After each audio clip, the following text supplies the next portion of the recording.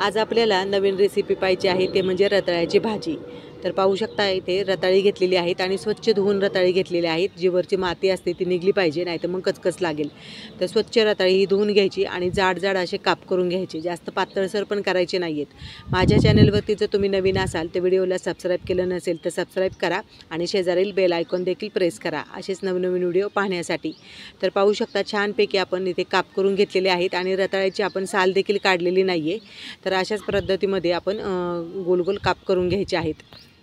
तर यामध्ये तुम्ही चौकोनी भाग केले किंवा किसून घेतलं रताळी तरी चालू शकतो। तर आता कढईमध्ये आपण तेल टाकलेलं आहे। तेल टाकल्याच्या नंतर तेल गरम झालं आहे। आता यामध्ये आपण जिरे टाकूया। जिरी छानपैकी फुलून द्यायची आणि यामध्ये बारीक कट केलेली आता हिरवी मिरची वापरणार आहोत आपण। तर ती देखील आपल्याला परतून घ्यायची आहे। अगदी साध्या सोप्या पद्धतीमध्ये रताळ्याची भाजी ही चवीला खूप छान लागते आणि भाकरीबरोबर अप्रतिम लागते। तर पाहू शकता इथे आणि रताळ्याची भाजी ही पटकन वाफवली देखील जाते। पाहू शकता 2-3 मिनिटांमध्येच मोठ्या आचेवरती ही रताळी आपल्याला चांगली परतून घ्यायची आहेत। आणि कलर पाहू शकता, कलर देखील पालटायला लागलेला आहे की मग यामध्ये आता आपल्याला चवीनुसार मीठ टाकून घ्यायचं आहे।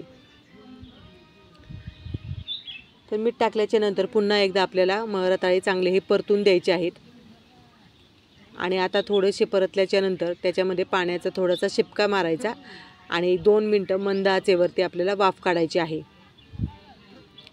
तर अशा पद्धतीमध्ये रताळ्याची भाजी तुम्ही करून पहा, खूप छान होते चवीला। तर 2-3 मिनिटं झालेली आहेत, आपण झाकण काढूया आणि रताळ्यांचा कापाचा बघू शकता कलर तुम्ही चेंज झालेला आहे आणि मंद आचेवरती चांगली ही रताळी वाफवली जातात। फक्त रताळ्याचे काप जे आहेत ते मोठे मोठे ठेवायचे थोडेसे, म्हणजे गोलचा आकार जे आहे तसेचे तसे राहतात, जास्त पातळसर करायचे नाहीत।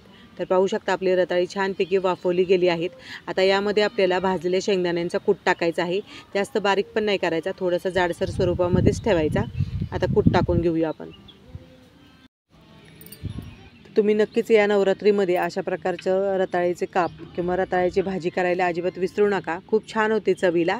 जसं आपण बटाट्याची भाजी करतो ना त्याच पद्धतीमध्ये छान लागते ही भाजी आणि गोडसर तिखटसर लागते थोडीशी। तर तुम्ही नक्कीच अशा प्रकारे भाजी एकदा तरी करून पहा। तर एका डिशमध्ये ही रताळ्याची भाजी आता आपण काढून घेऊया। तर आज केलेली रताळ्याची भाजी जर तुम्हाला आवडली असेल तर या नवरात्री उत्सवामध्ये जास्तीत जास्त शेअर करा, लाईक करा आणि सबस्क्राईब केलं नसेल तर सबस्क्राईब करा असेच नवनवीन व्हिडिओ पाहण्यासाठी।